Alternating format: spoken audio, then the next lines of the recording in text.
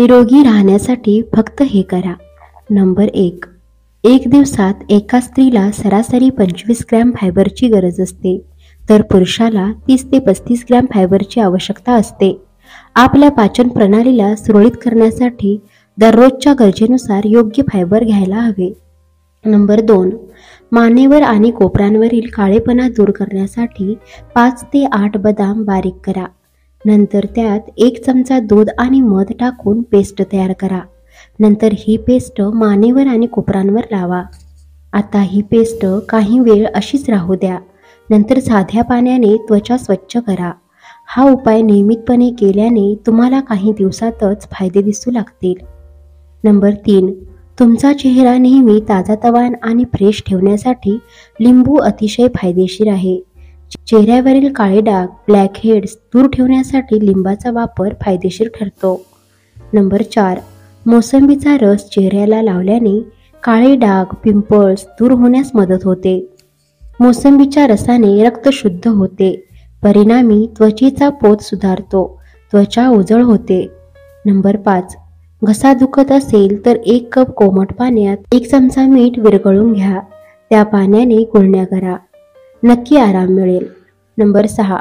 बटाट्यांमध्ये असणारी कोकोमाइन्स रक्तदाब नियंत्रणात ठेवण्यासाठी मदत करतात. बटाट्यांमध्ये फायबरचं प्रमाणही जास्त असतं, त्यामुळे तुमची पचनशक्ती वाढवण्यासाठीही मदत करते. नंबर 7. लोहाच्या कमतरतेमुळे शरीरात निरोगी लाल रक्तपेशींची कमतरता निर्माण होते, ज्यामुळे हिमोग्लोबिनची कमतरता होऊ शकते. हिमोग्लोबिनची कमतरता झाल्यास शरीरात अशक्तपणा, इतर अनेक गंभीर आरोग्य समस्या उद्भवू शकतात. हे टाळण्यासाठी तुम्ही गूळ किंवा आवळ्याचे सेवन करू शकता. नंबर 8.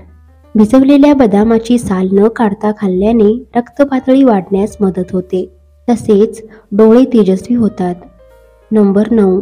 सर्दी आणि डोकेदुखीपासून मुक्ती मिळवण्यासाठी जायफळाची पावडर गरम पाण्यात एकत्र करून तो लेप नाकाच्या आजूबाजूला आणि कपाळावर लावणे फायदेशीर ठरते. नंबर 10. हिरड्यातून रक्त येत असेल तर मीठ, हळद आणि तुरटी समप्रमाणात घेऊन त्यांचे चूर्ण करून घ्यावे. या चूर्णाने मंजन करावे. फार गार किंवा फार थंड पेय घेऊ नये. गाजर, सफरचंद, आवळा यासारखी फळे खावीत. नंबर 11. आपल्या शरीराला योग्य कार्य करण्यासाठी आवश्यक जीवनसत्वे आणि पोषक तत्वे आवश्यक आहेत. तूप जीवनसत्वे आणि पोषक तत्वांनी समृद्ध आहे आणि यामुळे ते पोषणाचे पॉवर हाऊस बनते. सकाळी 1 चमचा तूप खाल्ल्याने तुमच्या शरीराला हे सर्व पोषक घटक योग्य प्रकारे शोषण्यास मदत होते. नंबर 12. शरीरातील ऑक्सिजन लेवल वाढवायची असेल तर तुम्ही आवळा, पेरू, हिरव्या पालेभाज्या, पोहे आणि लिंबू या गोष्टींचा समावेश आहारात करू शकता. नंबर 13. शरीरात पाण्याची कमतरता हे बद्धकोष्ठतेचे एक प्रमुख कारण आहे. दररोज पुरेसे पाणी पिऊन पोट निरोगी ठेवता येते. पाणी पिणे हा बद्धकोष्ठतेपासून मुक्त होण्याचा सर्वात सोपा आणि नैसर्गिक मार्ग आहे. नंबर 14. हिवाळ्यात ओठ फाटले असतील तर 2 चमचे चूर्ण साखर, 1 चमचे ऑलिव्ह तेल आणि 1 चमचा व्हॅसलीनमध्ये मिसळा. ऑलिव्ह ऑइलमध्ये अनेक प्रकारचे पोषक घटक असतात. ते त्वचेसाठी खूप फायदेशीर असते. यामध्ये असलेले व्हिटॅमिन ई ओठांना सुंदर बनवते.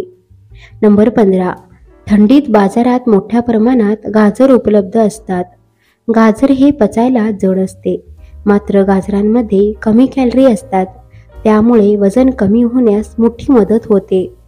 गाजर खाल्ल्याने पोट भरलेले राहते, सतत भूक लागत नाही आणि त्यामुळे वजन देखील वाढत नाही. नंबर 16. घसा खवखवणे आणि वेदनांवर मध उपयोगी आहे. नंबर 17. हिचकीसारखी येत असेल तर यासाठी साखर खावी. नंबर 18. शरीरावर खाज येत असेल तर आंघोळीच्या पाण्यात ओट्स घाला. नंबर 19. सर्दीपासून कायमची सुटका मिळवण्यासाठी हळदीचे दूध प्यावे. नंबर 20. दलिया हा असा पदार्थ आहे ज्यात प्रथिने आणि फायबरसोबत इतर अनेक आवश्यक जीवनसत्वे आढळतात, ज्यामुळे बद्धकोष्ठता दूर करण्यात खूप मदत होते, तसेच पचनक्रिया निरोगी राहते. नंबर 21. हातांचा काळवटपणा दूर करण्यासाठी कॉफी, दही व तांदळाच्या पिठाची पेस्ट बनवून ती हातांवरील काळपट जागेवर लावा आणि 15 मिनिटे हलक्या हाताने मसाज करा. नंतर थंड पाण्याने हात स्वच्छ धुवून घ्या. नंबर 22. अंजीरमध्ये कॅल्शियमचे प्रमाण अधिक असते, त्यामुळे त्याचं सेवन केल्याने हाडांना मजबूती मिळण्यास मदत होते. नंबर 23. चिंचेच्या पानात अँटिसेप्टिक गुण असतात. जेव्हा चिंचेच्या पानांचा रस काढला जातो आणि जखमांना लावतो तेव्हा त्या जखमा वेगाने बऱ्या होतात. नंबर 24. ज्या लोकांना ॲसिडिटीचा त्रास आहे त्यांनी आवळ्याचे सेवन करावे. यामुळे ॲसिडिटी लवकर कमी होते. मित्रांनो, व्हिडिओ आवडल्यास व्हिडिओला लाईक करा, शेअर करा आणि सबस्क्राईब करा. धन्यवाद.